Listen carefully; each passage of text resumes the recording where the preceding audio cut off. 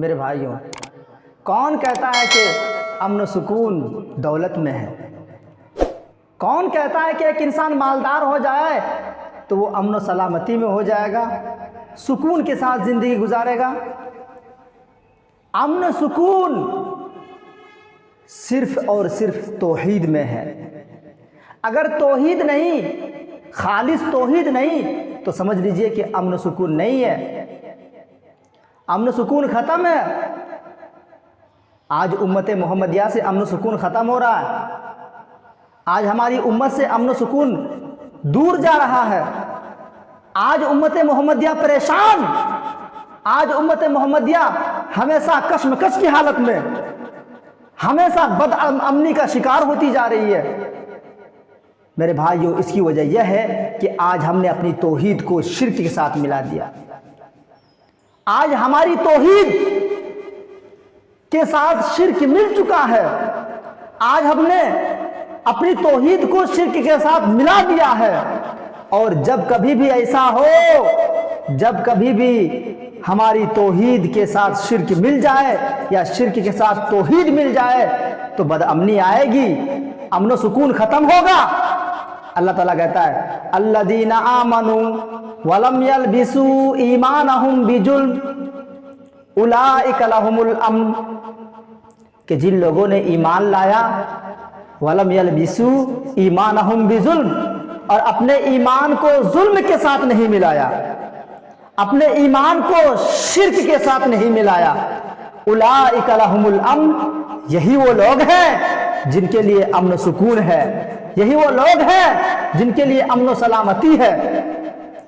میرے بھائیوں، یہاں پہ جو وَلَمْ يَلْبِسُوا إِيمَانَهُمْ بِظُلْمٍ، ظلم سے مراد شرک ہے، ظلم سے مراد شرک ہے، اور شرک کو میرے بھائیوں سب سے بڑا ظلم کہا گیا ہے، شرک سب سے بڑا ظلم ہے۔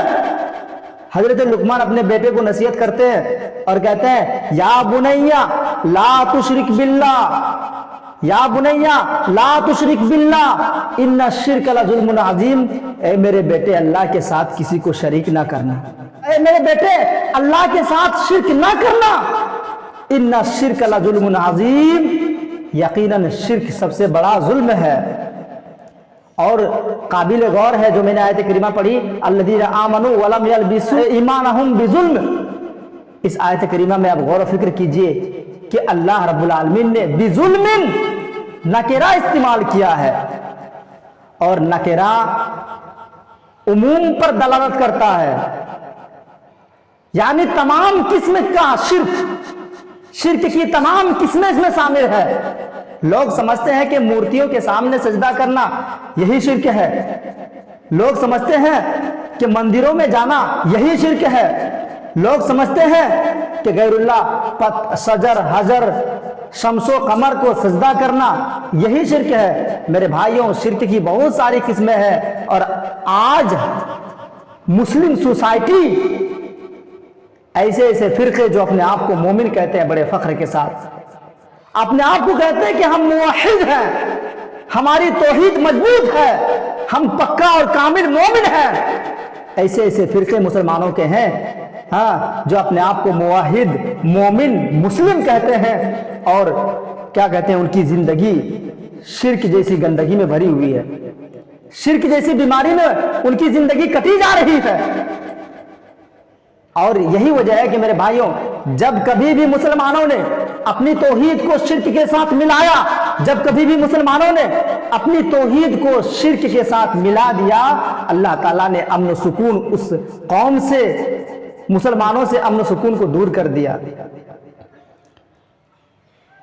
اور ایسے ہی میرے بھائیوں، امام ابن قیم کی ایک عبارت مجھے یاد آ رہی ہے کہ لا یلقی فی القرب العظام الا الشرک ولا ینجی منہا الا التوحید، کہ جتنی بھی مصیبتیں آتی ہے، جتنی بھی پریشانیاں آتی ہے قوم و ملت میں، اس کی وجہ شرک ہوا کرتی ہے، شرک کی وجہ سے مصیبتیں آتی ہے، شرک کی وجہ سے پریشانیاں آتی ہے، اور توحید ان پریشانیوں سے نکال دیتی ہے۔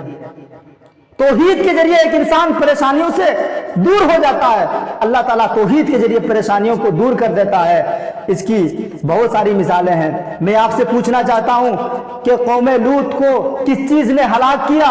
میں آپ سے پوچھنا چاہتا ہوں کہ قوم نوح کو جو پانی میں غرق کر دیا، سیلاب نے پکڑ لیا، اس کے بیٹے سمیت کون سی وہ چیز ہے جس نے قوم نوح کو پانی میں ڈبو دیا، سیلاب نے پکڑ لیا؟ وہ کون سی چیز ہے جس نے فرعون کو دریا میں اس کے لشکر سمیت ڈبو دیا؟ وہ کون سی چیز ہے جس نے قوم سمود کو ہلاک کر دیا؟ وہ کون سی چیز ہے جس نے قوم عاد کو برباد کر دیا؟ تو میرے بھائیوں، تمام اس کا یہی جواب ہوگا کہ شرک جیسے عظیم برائی وہ اللہ کے ساتھ شریک کیا کرتے تھے، غیر اللہ کی پوجا کیا کرتے تھے، جس کے بنا پر اللہ تعالیٰ نے ان تمام قوموں کو ہلاک کر دیا۔ شرک کی وجہ سے اللہ نے ان لوگوں کو ہلاک کر دیا، ان قوموں کو برباد کر دیا۔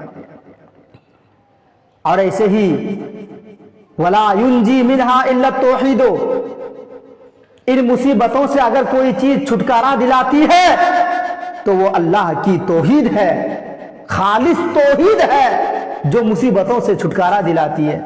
اور اس کی مثال حضرت یونس علیہ السلام، میرے بھائیوں، حضرت یونس علیہ السلام مچھلی کے پیٹ میں ہیں اور مچھلی پانی کے اندر ہے۔ حضرت یونس علیہ السلام نے غیر اللہ کو نہیں پکارا، حضرت یونس علیہ السلام نے کسی اور کو نہیں پکارا۔ اتنی گہرائی میں جا کر کے حضرت یونس علیہ السلام مچھلی کے پیٹ میں ہے اور مچھلی پانی کے اندر ہے۔ تاریکی پہ تاریکی، اندھیرے پہ اندھیرے، ایسی حالت میں حضرت یونس علیہ السلام نے ایک اللہ کو پکارا، توحید کا سہارا لیا اور کہا لا الہ الا انت سبحانک انی کنت من الظالمین۔